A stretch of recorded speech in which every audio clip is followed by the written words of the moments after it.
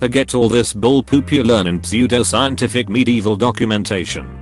People in the Middle Ages washed frequently. They also assumed bad smells were responsible for illnesses, so they tried to avoid those. Oh, and the streets were also not covered in mud and poop all the time.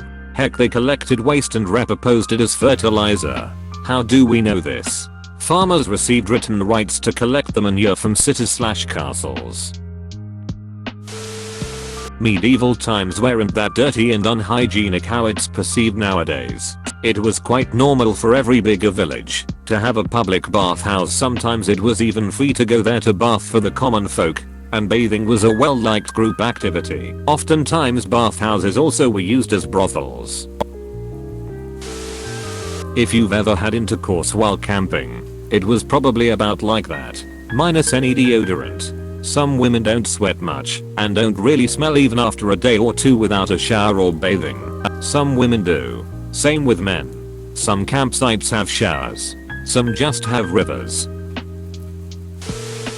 You really think the average person is that clean now?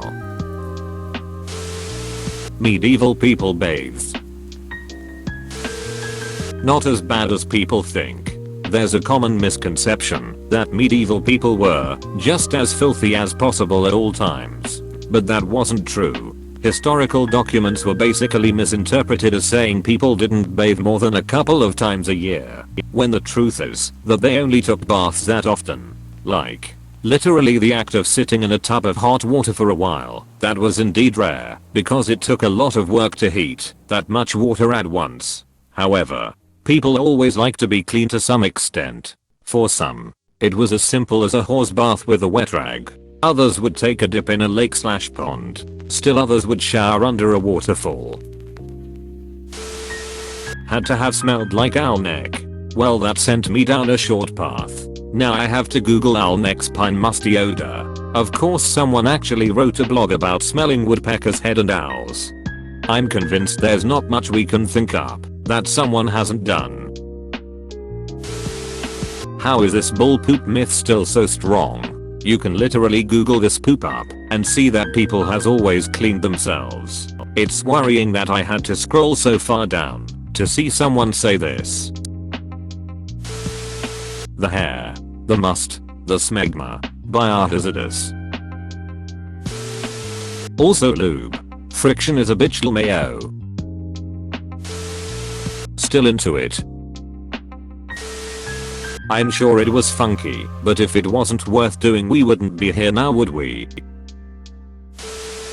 I read somewhere that our sense of smell and hearing decrease during arousal, so the smell doesn't stop you when you're horny. I've really been diving into a lot of history podcasts lately and thought it might be worth passing along betwixt the sheets, as this is something that gets discussed frequently.